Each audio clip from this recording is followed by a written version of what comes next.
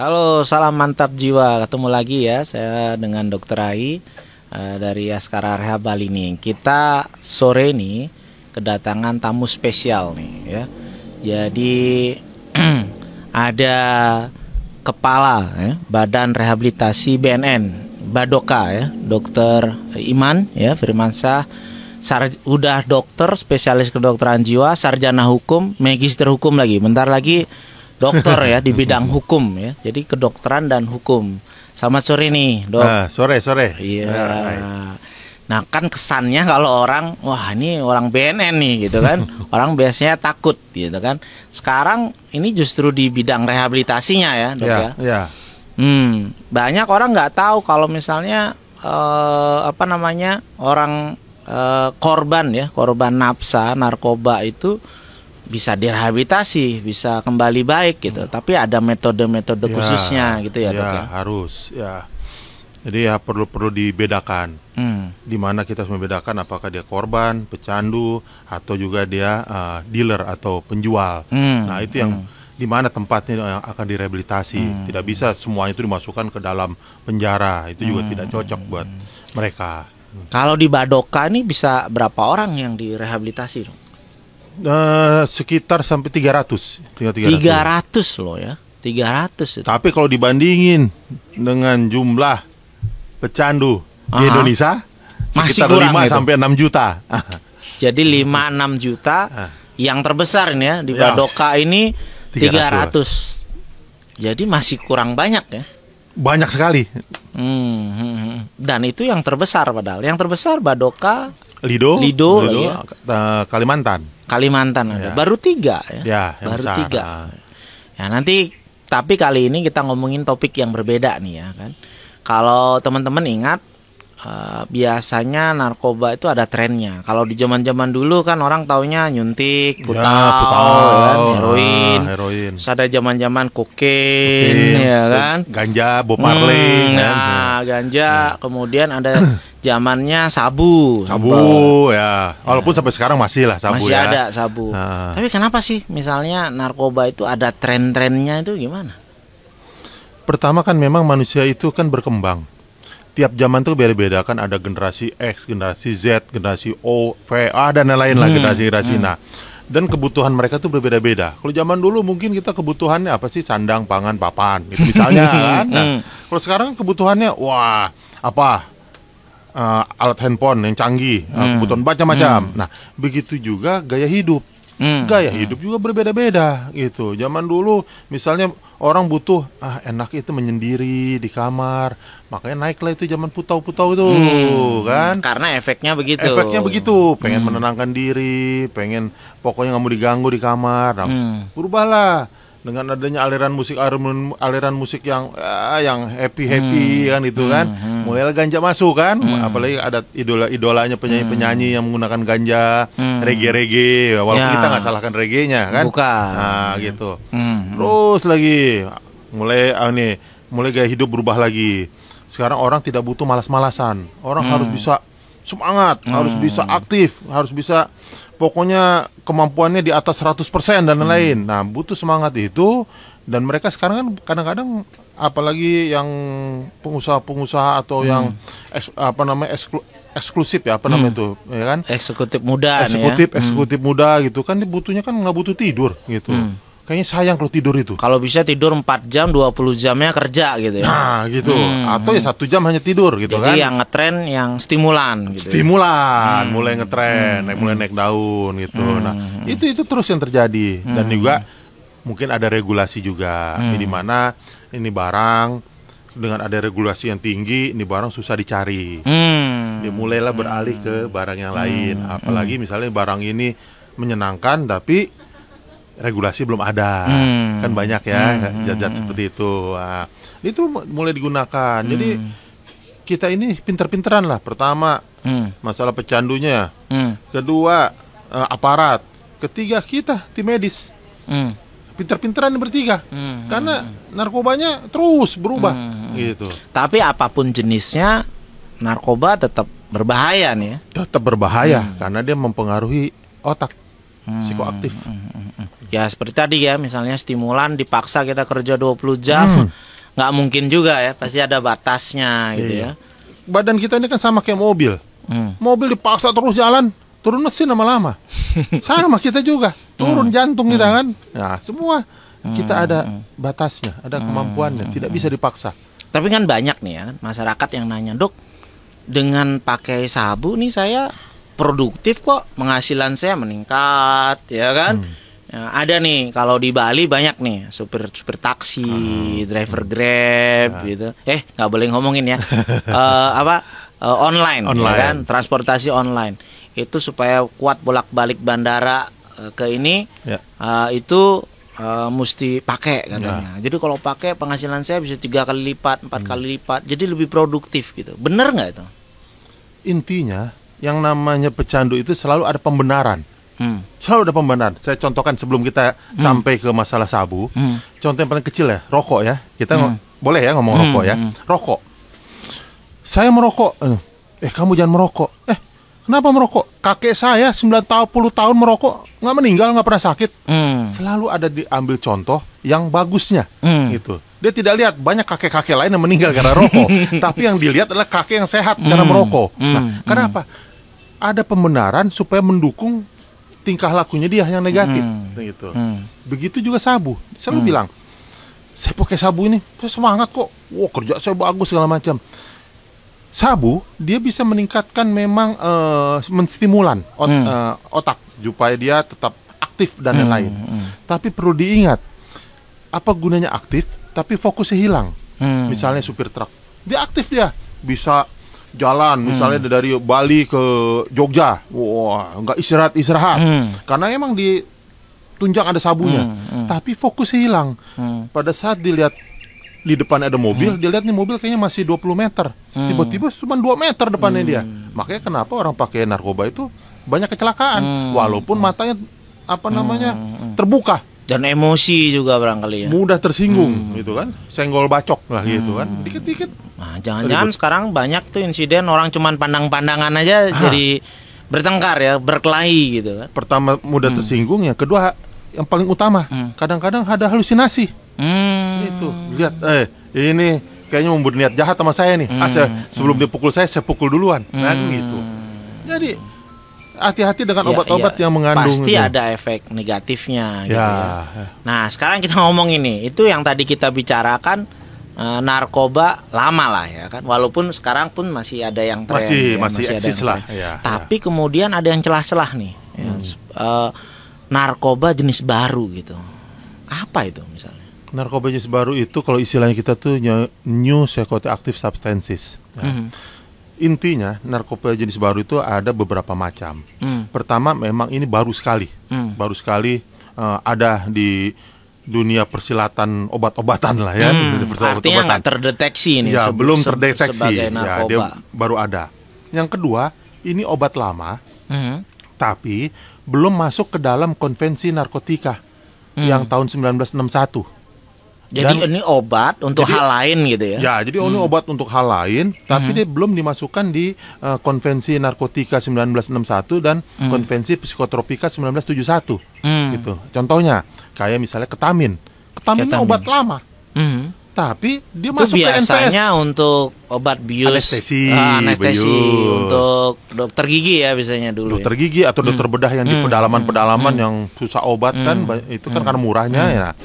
Itu obat lama, tapi tetap dimasukkan NPS karena ini dia belum masuk di konvensi itu. Yang 61 dan 71. Tapi kalau misalnya di Indonesia ada orang menyalahgunakan ketamin, kena karena udah masuk NPS. Oh, udah dimasukkan. Sudah dimasukkan. Tapi kalau emang digunakan ya bukan penyalahgunaan ya tidak masalah. Yang kita kan intinya adalah penyalahgunaan. Jadi katakan tidak pada narkoba itu maksudnya penyalahgunaannya.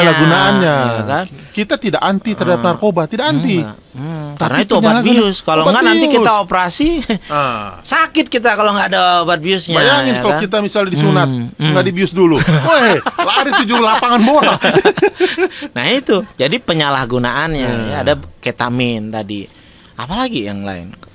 Berapa sih sebenarnya jumlahnya gitu? Ada yang menyelidiki nggak sebenarnya jumlah NPS? Itu kan kita kan ada UNODC kan, gitu kan, Badan Dunia yang mengurus masalah obat-obatan ini ya. Nah, itu diketahui itu lebih dari 1.000 jenis NPS yang ada di dunia, gitu. Terakhir itu sekitar 1.023, nggak tahu sekarang ini, karena 1.000. ini cepat sekali nih, tiap hari 1.000 ya? 1.000 lebih. 1.000 lebih itu kita ngomongin 1.000 lebih ini kita tidak ngomongin kokain, nggak ngomongin jadi yang ganja, lama-lama nggak ngomongin sabu, yang baru nih. nggak ngomongin heroin, nggak itu. Nah ini ada 1.000 nih, padahal yang lama-lama juga masih eksis. Masih eksis. Nah, bayangin tiba-tiba datang lah ini yang nggak ngebayangin ya, jenis yang lama aja tuh katanya 5 sampai 6 juta, ya kan? yang orang pecandu Indonesia. Indonesia yang candu. Belum yang baru ini yang kita nggak deteksi ya kan? Ya, karena memang kan saya contohkan kayak gorila, kan itu naik daun nih, anak-anak muda, anak-anak apa sekolahan. Jadi bilangnya tembakau gorila. Tembakau gitu. gorila, bahkan ada yang bilang itu tembakau kesehatan. Ada yang bilang tembakau kesehatan, apa namanya, healthy atau herbal segala macam. Nah itu tembakau gorila. Tembakau gorila itu jenisnya banyak sekali, banyak sekali macam-macam. Kenapa ini banyak yang ingin membuat tembakau gorila? Pertama kan emang dia tujuannya itu untuk membuat seperti ganja. Dia ingin membuat tembakau yang mirip ganja. Karena ganja sekarang lebih besar sekali diberantas kan, di mana-mana ditemukan, dibakar segala macam, susah. Tapi penyuka ganja ini ingin mencari dibuatnya yang sintetis. Jadi yang NPS ini semua sintetis. Kalau kita ngomong sintetis ya. Kalau kita ngomongin obat zaman dulu, nah itu kan sintetisnya artinya tidak alami kan? Tidak alami itu. Tapi di brandingnya tembakau herbal gitu. Padahal sintetis sebenarnya. Dia nggak ada hubungannya dengan alami, tidak ada gitu. Nah, pada saat mereka menggunakan itu, efeknya ya beda lah ya. Nah, yang satu ciptaan Tuhan gitu kan, yang satu ciptaan manusia gitu kan. Efeknya malah berbeda. Berbeda. Pada saat orang menggunakan ganja itu yang ada kan tadi ya, dia kan efeknya menenangkan ya. Kalau penggunaan dikit ya, tapi kalau penggunaan banyak kan halusinasi ya, halusinogen kan dia. Ada 2 efek. Tapi kalau yang tembakau gorila ini itu malah membuat paranoid. Jadi emosi, mudah marah. Nah, banyak yang menggunakan tembakau gorila ini ada anak-anak SMA, anak-anak kuliahan. Makanya banyak tawuran terjadi di masyarakat. Kalau misal dicek tes urin ya, entah dia menggunakan obat-obatan. Jadi bisa ya dicek ini ya? Bisa. Di urin tembakau gorila ini. Bisa gitu. Karena kita ada alatnya itu.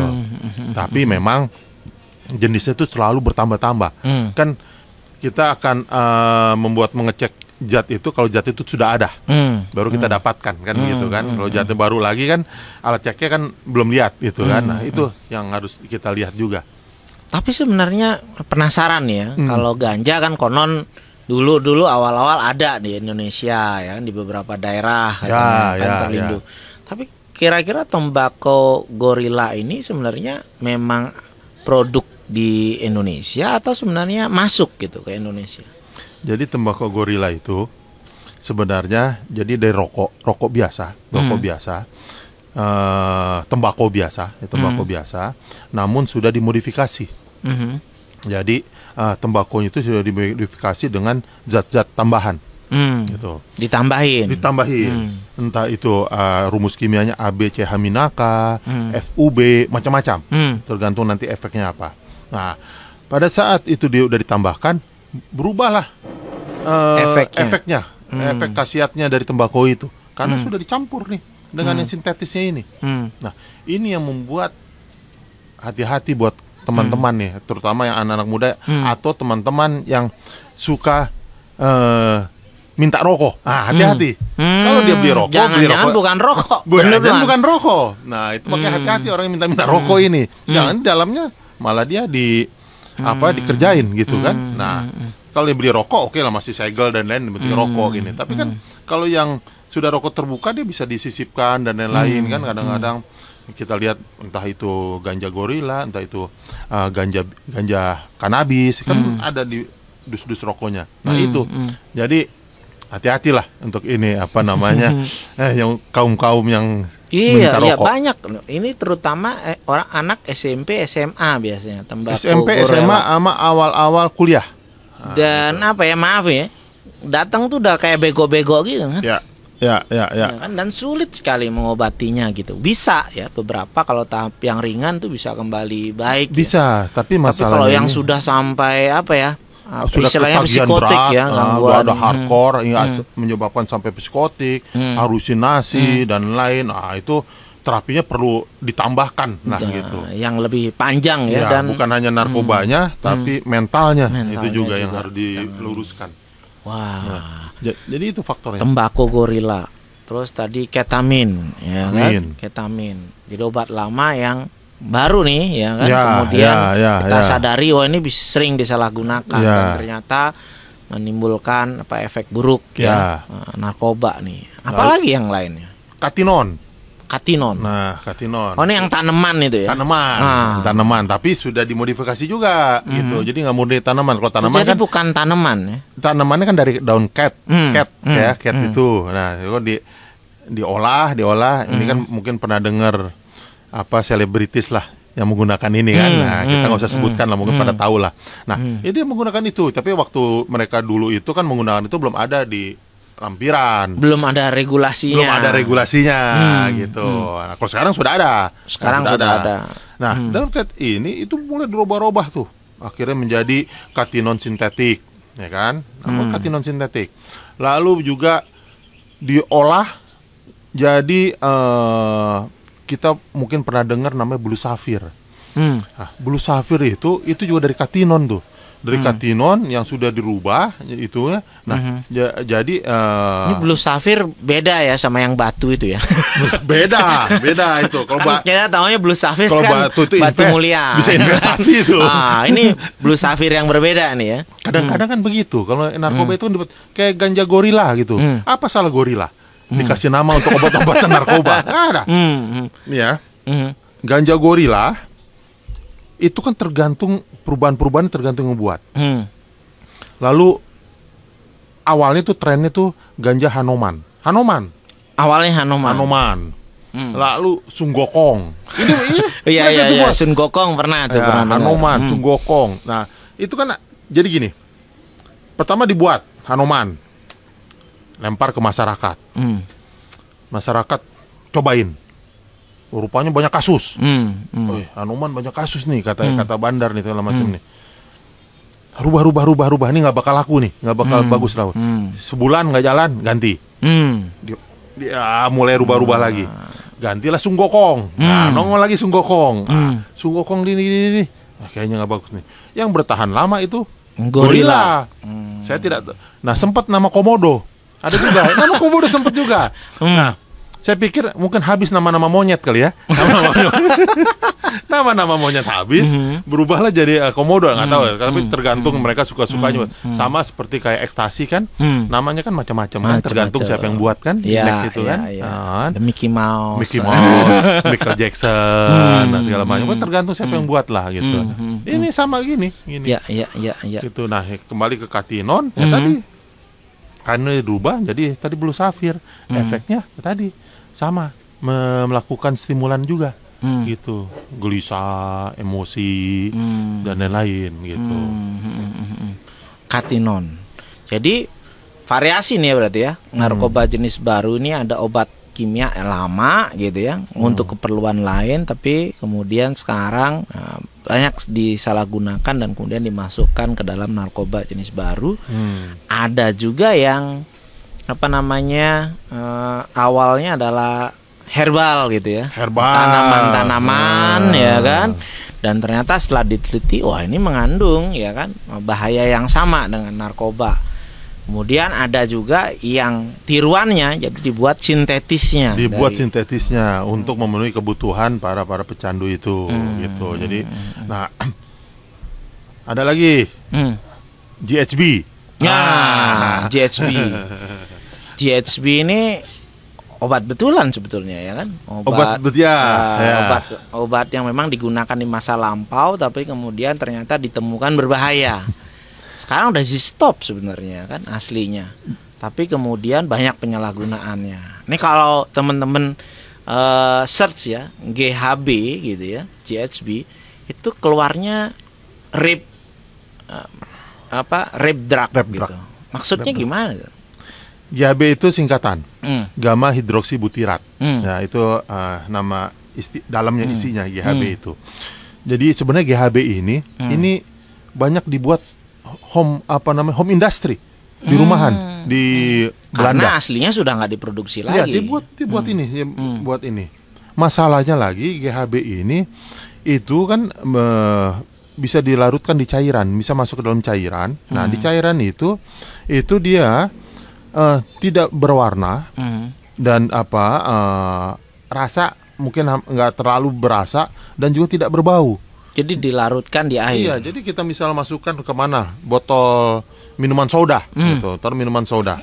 Sudah tidak ada rasanya yang berubah gitu. Kan jadi misalnya kita mau minum terus kasih ini minum nih, ya, kita minum. Nah, Nah, itu efek bahayanya. Kalau tadi kan yang bahaya itu yang suka minta-minta rokok, nah sekarang yang bahaya ini yang suka minta minuman. Nah, kan? Yang minuman. Dibayarin nih gitu kan. Dibayarin nih. Dan ini kebanyakan terjadi di tempat-tempat ya dunia hiburan malam lah ya, malam karena kan minuman tuh bebas-bebas saja gitu kan, kita tidak tahu dia diisi apa dan lain. Nah, kenapa dia disebutnya rap? Pada orang yang menggunakan ini, dia itu tidak sadar diri, hilang kesadaran, hilang kesadaran. Nah, pada saat hilang kesadaran itulah terjadilah kasus itu. Ini maksudnya hilang kesadaran ini pingsan atau pingsan? Namun pingsan itu tidak lama, hanya beberapa jam gitu. Nah, masalahnya setelah dia bangun dari pingsannya, dia terjadi kebingungan gitu. Apa yang terjadi? Apa yang terjadi gitu? Apa yang terjadi? Apa yang dilakukan terhadap dia nggak tahu. Yang lebih masalahnya lagi, ini membuat ketergantungan. Setelah minum ini, bukan ketergantungan diperkosa ya, bukan ketergantungan diperkosa, tapi ketergantungan untuk pakai obat itu lagi, GHB itu. Nah, jadi makanya awalnya ditipu, dipaksa, lama-lama dia bisa pakai sendiri lagi. Nah, kalau di undang-undang kita itu namanya korban penyalahgunaan narkotika gitu, dan korban itu harus direhabilitasi, bukan di penjara gitu. Harus dibedakan. Ini mengerikan juga ya. Ini maksudnya pengetahuan baru ya soal narkoba jenis baru, bukan yang dulu-dulu ya kan? Ya walaupun dulu masih ada ya. Dulu ada, tapi sekarang trennya rupanya menyalahgunakan ke sini gitu ya. Tapi rupanya begini, kalau yang kita amati ya, masyarakat ini kan seringkali kita ini nggak puas gitu dengan kemampuan kita sebagai manusia. Ini kan awal-awal kan beberapa obat ini kita pakai semacam doping ya, supaya lebih baik, lebih tenang, lebih ya kan, meningkatkan stamina. Jangan-jangan beberapa narkoba jenis baru ini tersamar sebagai doping gitu. Ya kan, ini obat kuat, ini obat ini ya kan. Itu kadang tuh kalau ini ya, saya baca di marketplace ini, marketplace kayaknya ilegal ya, maksudnya ada orang jual alprazolam, tulisannya obat kuat alprazolam gitu. Kan aneh itu kan. Atau obat dewa kan. Itu. Ada fenomena-fenomena itu ya rupanya yang dimanfaatkan gitu ya. Namanya marketing kan. Pokoknya yang penting orang merasa aman untuk membeli ini, merasa ada khasiatnya gitu. Padahal marketing itu tidak semuanya 100% benar kan. Kadang-kadang juga dibumbu-bumbui supaya namanya juga mengejar pembeli kan. Nah itu. Jadi sebenarnya kita berkejaran juga ya. Kalau tadi dikatakan bisa sampai lebih dari 1.000 sebenarnya ya, narkoba jenis baru.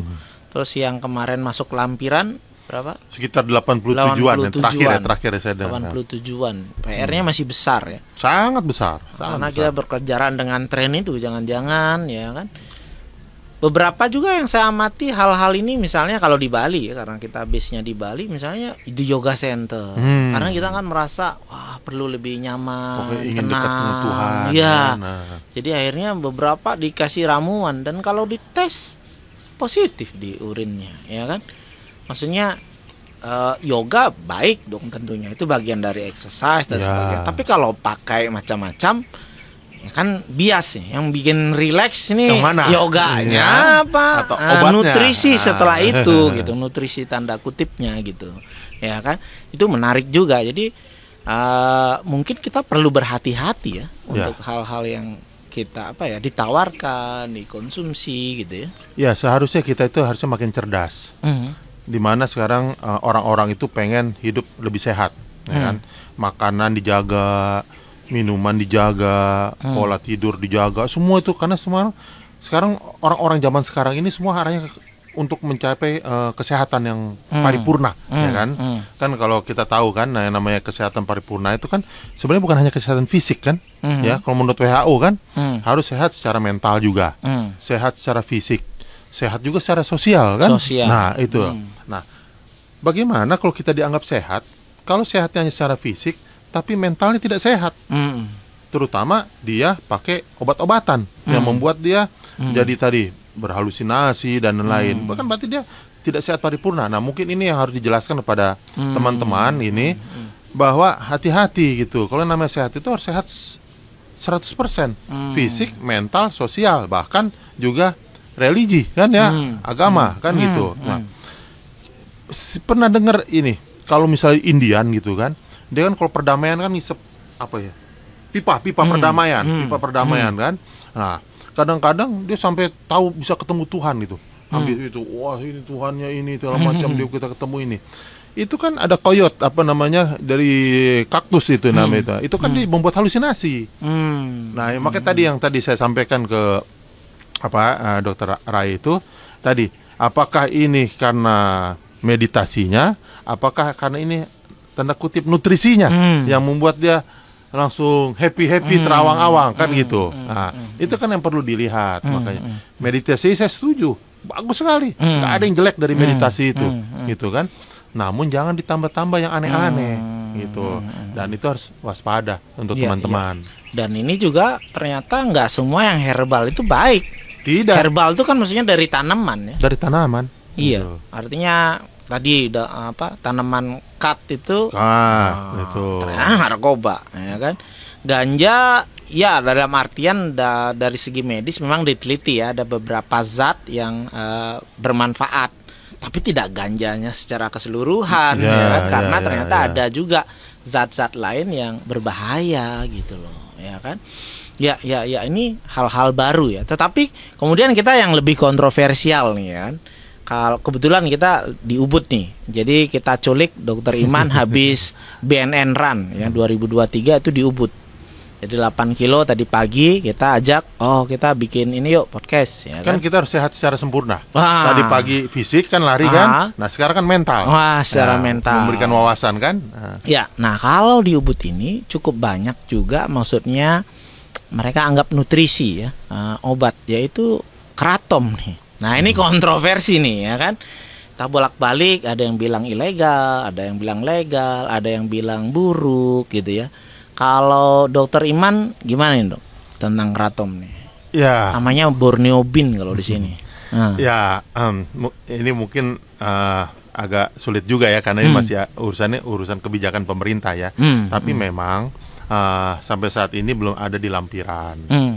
Namun kalau efek-efek untuk ke arah masalah mentalnya dan lain-lain sudah banyak dibuktikan. Bahkan dari beberapa institusi yang berhubungan dengan masalah obat-obatan pun sudah melakukan banyak penelitian.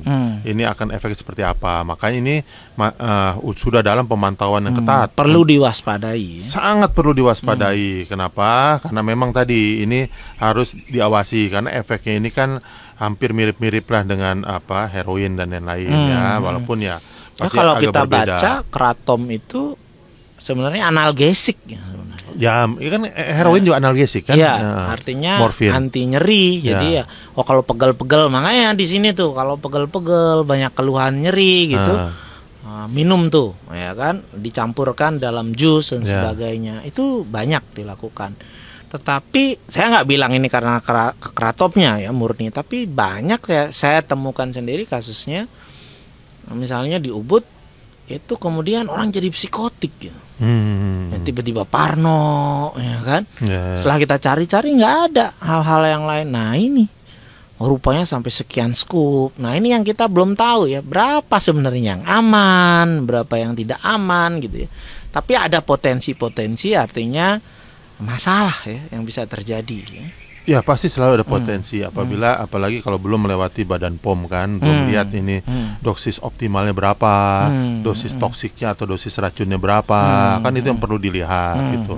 Sama lah kalau kita minum minuman alkohol tradisional, kan tidak ada kadar-kadarnya tuh tradisional kan. Nggak ada tulisannya berapa persen. Berapa persen, harus berapa gelas, berapa ini kan nggak ada gitu kan. Nah itu juga harus diwaspadai ya, karena agak berbeda ya kalau kita tradisional atau yang oplosan ya kan berbeda. Kalau oplosan kan semua campur. Kalau di tradisional ya, misalnya di Bali kan ada, di daerah-daerah tertentu juga ada kan gitu. Tapi kan memang tidak ada berapa persen itu kan tidak tertulis. Nah, sama kalau zat-zat yang tadi untuk anti nyeri, anti insomnia dan lain-lain. Tapi kalau emang belum ada penelitian yang pasti, terus kejelasan dalam hal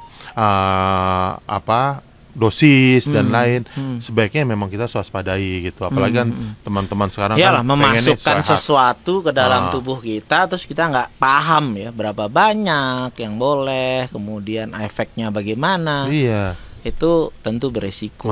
Makanya kalau kita lihat kan sekarang anak-anak sekarang kan dia takut untuk makan misalnya cumi, nanti kolesterol tinggi. Nah itu kan sudah ada gambaran tuh, berarti kan kesehatan. Nah tapi dengan obat-obatan ini mau diminum gitu. Tapi kalau sama cumi takut gitu kan, sama udang takut. Kan gitu kan. Nah, sama herbal walaupun belum jelas diminum juga. Kan itu. Nah, itu. Jadi hati-hati, kita mesti cari tahu. Ada satu kasus saya jadi inget tuh. Kan sekarang kalau mau CPNS gitu, tes urin, nafsa, positif stimulan. Saya tanya, ini ibu ada pakai sesuatu nggak? Nggak ada gitu. Sumpah nih, mungkin dok saya, ya kan dan sebagainya. Terakhir dia, tapi saya ada pakai obat diet Cina dok. Obat diet Cina, tulisannya Cina, tapi kita nggak tahu kan isiannya apa. Nah itu kita periksa kan, isinya stimulan. Nah kan itu kayak begitu. Kadang-kadang itu yang terjadi gitu. Kita punya obat bagus karena dari luar negeri, dari apa segala macam. Tapi itu isinya stimulan Inex loh. Kan kebayang nggak ibu-ibu mau PNS pakai Inex, ya beneran ya berat badannya agak turun kan. Belum masuk sudah kena drop out duluan karena hasil narkobanya positif. Kan sayang. Gitu. Jadi diet iya, kurus iya, tapi ini ya terganggu. Ya kan? Makanya tadi kesehatan harus mental juga harus sehat. Oke, tapi kita membicarakan kan bahayanya kan. Jangan juga ini teman-teman kita omong-omongin begini, cari ya kan. Bahayanya kita udah omongin. Tapi kemudian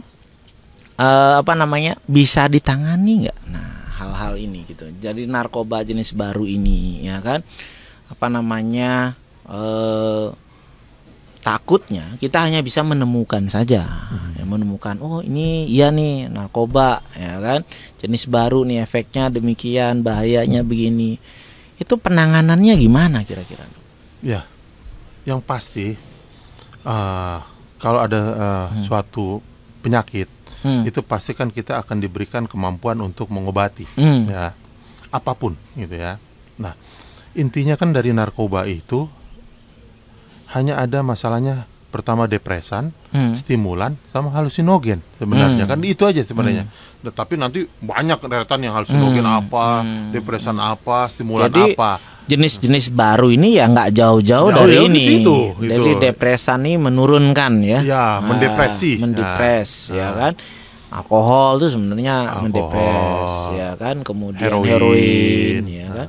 Kemudian ada yang menstimulasi nih, jadi justru kenceng dan sebagainya awalnya, nggak bisa tidur, nggak bisa tidur. Kemudian ada juga halusinogen. Jadi yang bikin justru halusinasi. Nah ini yang diketawain beberapa pasien saya yang mengalami skizofrenia. Jadi nggak pakai apa-apa juga sudah halusinasi.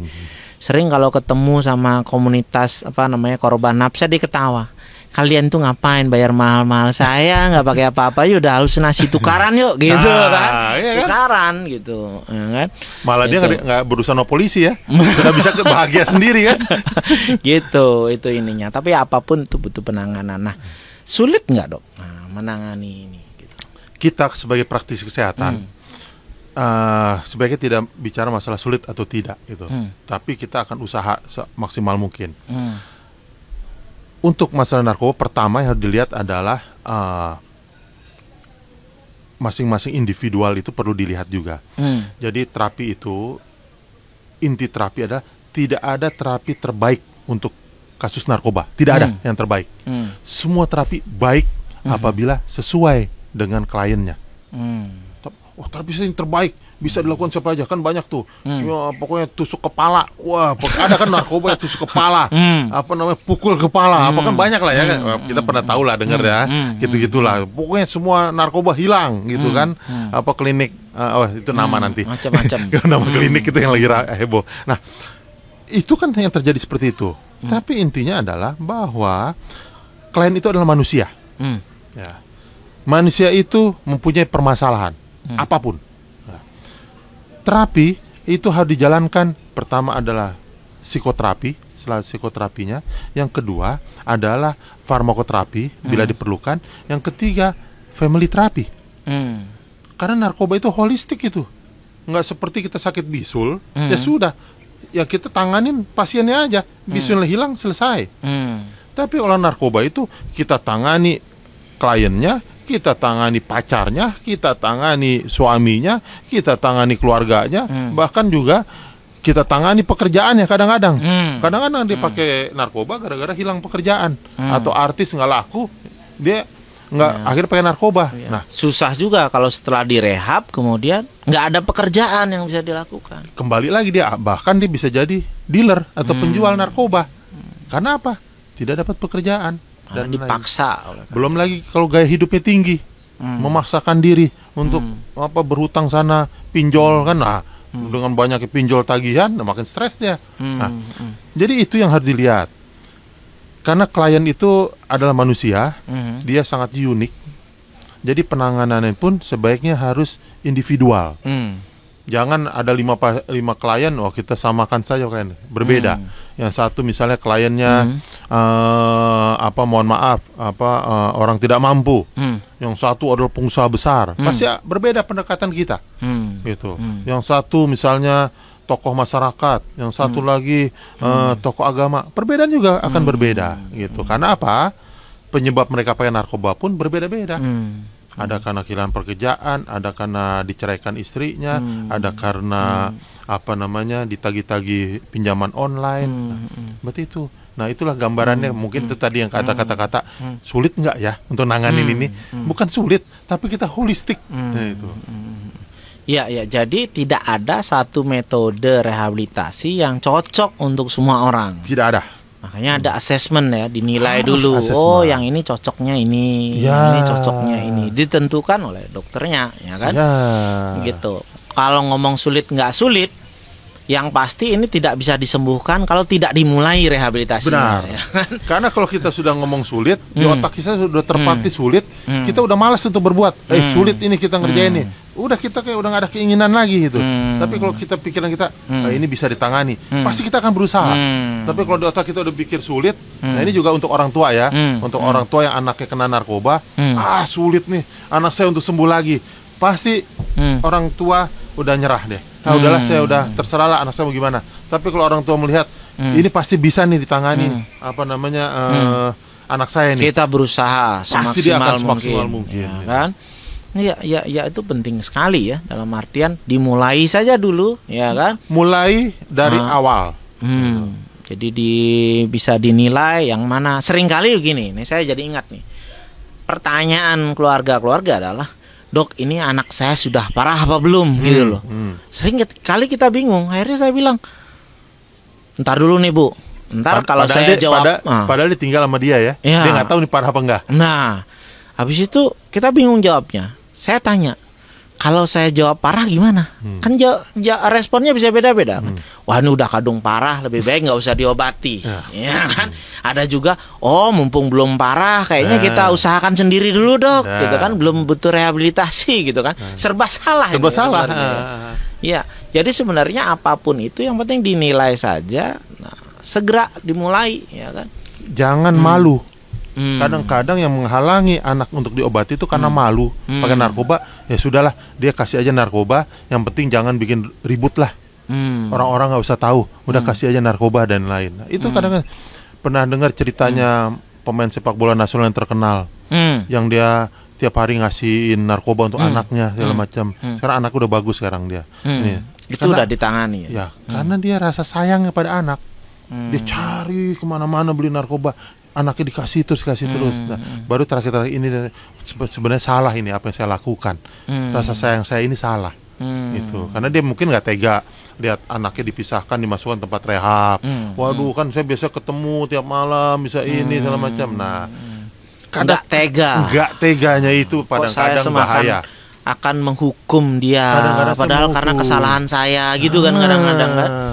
Jadi butuh juga tough love ya. Nah, cinta itu nggak selalu yang lembut, tetapi juga namanya tegas itu juga penting gitu ya.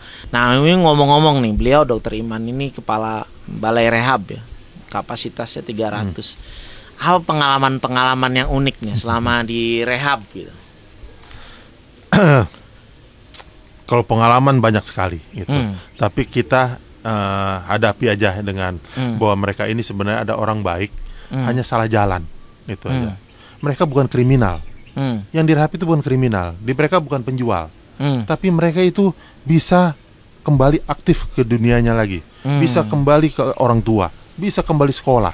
Ada ya success story-nya. Banyak. Bahkan orang yang dulu menggunakan narkoba, pada saat dia sudah tidak menggunakan lagi, dia bergelut di usahanya, dia lebih sukses daripada orang yang tidak pakai narkoba. Banyak. Bisa lebih sukses. Bisa gitu. Karena kebanyakan mereka itu adalah sebenarnya salah melakukan pertemanan dan karena kan ya mungkin semua orang bisa salah lah ya dalam semua orang bisa salah. Nggak mungkin ada orang yang selalu benar dari mulai lahir sampai hidup benar gitu kan. Hanya masalah tadi, kalau misalnya kita ada suatu masalah, kita tidak sanggup, carilah profesional. Jangan cari teman. Kadang-kadang teman itu ada yang baik, tapi ada juga yang menjerumuskan, gitu. Tapi carilah yang profesional. Tapi tetap terapi terbaik itu adalah keluarga. Keluarga segala-galanya. Keluarga adalah awal mula dia memberi suatu perilaku baik atau buruk itu adalah dari keluarga. Namun apabila sudah terjadi anak ini salah, gitu, keluarga jangan malu mengakui saya salah ini mengurus anak saya nih. Mungkin ada yang lebih profesional bisa minta bantuan. Kadang-kadang kan mereka takut, kan kadang-kadang ada stigma mereka akan dihakimi. Iya, gitu kadang-kadang kan, stigma. Kalau saya bawa ke psikiater, emang anak saya gila? Kan anak saya ini, kan psikiater itu bukan ngurusin orang gila aja, nggak ada itu.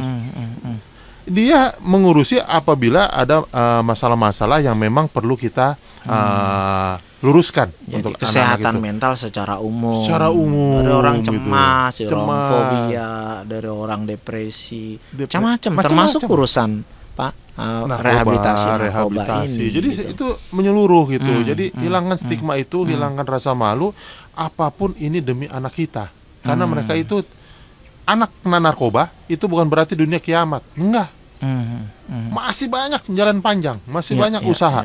Yang jadi masalah apabila anak kita kena narkoba, kita diamkan. Itu yang akan jadi masalah. Jadi betul ya paradigma yang dulu pernah saya dengar. Jadi untuk menangani narkoba ini slogannya mestinya dalam sebuah keluarga itu adalah kembalilah anakku sayang gitu. Ya kan, bagaimana? Jangan anakku sayang, anakku malang gitu. Nah, itu. Jadi jangan juga ketika baik kita punya anak berapa, ada yang baik, wah ini anak saya. Nah, benar. Nah, kalau udah begini puji terus. Wah ini kenapa kok kita nggak ada genetik narkoba? Gitu kan? Padahal ternyata setelah ditangani, direhabilitasi, bukan hanya kembali ya menjadi sebelumnya. Kan kembali jadi pribadi yang sebelumnya itulah yang bikin dia narkoba kan?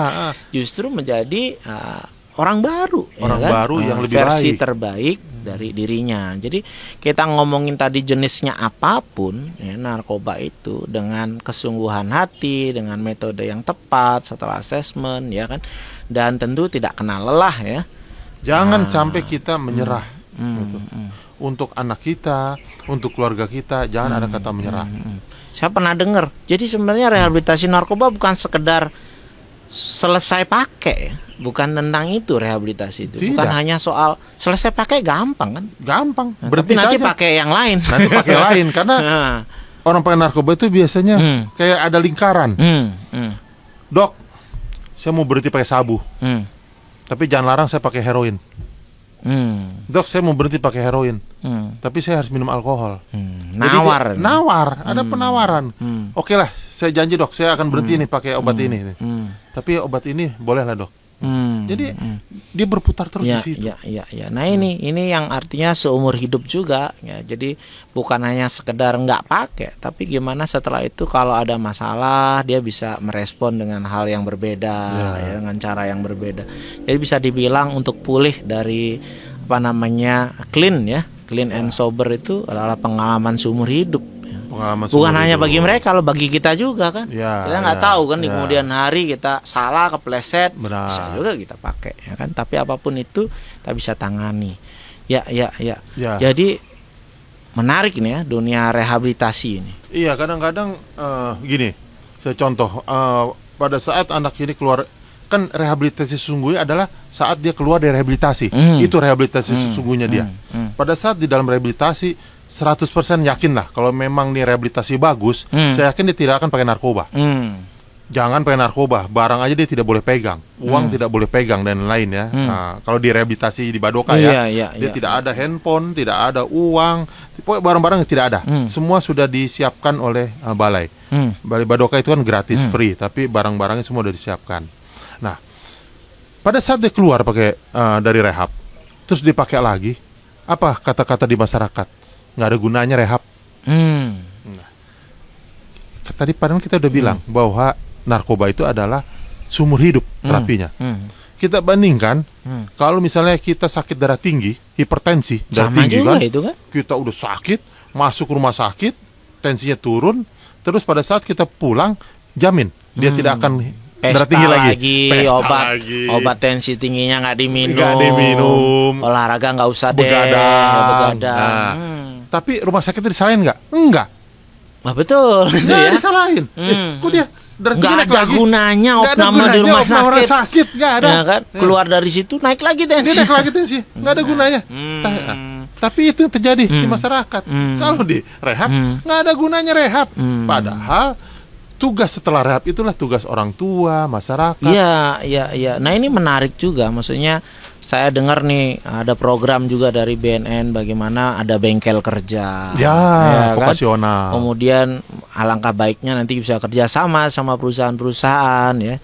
Jangan lagi misalnya untuk kerja ya sekarang kan ada istilah surat bebas narkoba gitu. Ya. Kan ada pertanyaan menggelitik. Terus yang sebelumnya pernah pakai narkoba nggak boleh kerja gitu kan gitu. Yang nggak boleh kerja ada yang sedang menggunakan. Benar. Kadang-kadang lucu yang aturan tuh. Boleh bekerja pengalaman 2 tahun. Lah gimana dia boleh bekerja kalau dia punya pengalaman? Bagaimana dia punya pengalaman kalau dia harus punya pengalaman dulu untuk bekerja? Nah, Kan begitu. itu kadang-kadang uniknya ya. Ya itu ada baiknya, maksudnya ada surat bebas kerja. Jadi kalau orang mau ngelamar kerja tahu nih, oh ini pakai. Jadi kalau pakai diarahkan rehabilitasi. Ya. Tapi setelah direhabilitasi ya bisa kembali lagi di masyarakat, ya kan? Bisa itu. Yang penting bahwa masyarakat itu pun berperan aktif. BNN itu hanya berapa orang sih? Tempat rehab tadi hanya berapa ratus orang sih bisa nanganin.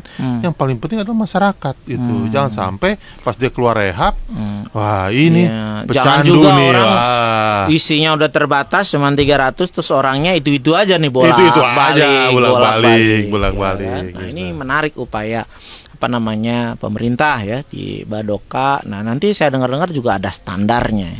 Ada standar nasional Indonesia. Dan itu memang harus. Jadi nggak hanya helm aja ya, ada SNI. Oh iya, helm Rehab aja juga ada. Karena helm kenapa ada SNI supaya menjaga kepala kita tidak celaka, ya kan? Ada tujuannya. rehabilitasi ada SNI-nya, tujuannya apa? Supaya benar-benar teratur, benar-benar teruji, benar-benar berbasis bukti rehabnya. Jangan tadi saya bilang ditunjuk-tunjuk jidatnya, ini rehab yang terbaik, kan bisa kan? Ada macam-macam kan? Nah, jangan seperti itu. Ya ini gitu. juga baik menurut saya, sehingga kesan dari masyarakat, nah, kalau sudah terstandar rehabilitasi itu baik dan berguna. Jangan-jangan selama ini masyarakat juga ditipu, misalnya rehabilitasinya tidak terstandar, tidak ada ini. Jadi menarik ya kalau membicarakan narkoba ya dan rehabilitasinya, apalagi sama Dokter Iman ya, Kepala Besar Balai Rehabilitasi Badoka. Ya kan. Ya. Nah ini karena waktu ya kan, nah, supaya kita nanti bisa posting ya di malam ini, saya menutupnya ini bahwa artinya gini. Narkoba itu akan terus berlangsung dari zaman dulu sampai nanti akan ada hal yang baru. Penting sekali kita justru menyiapkan diri kita agar nggak terjebak, nggak tergoda, ya kan, oleh iming-iming apapun. Benar. Kalaupun kita pernah salah, ya kan, menggunakannya jadi kecanduan, itu bisa direhabilitasi, ya kan, di tempat yang tepat dengan metode yang tepat, yang berbeda-beda tiap orang.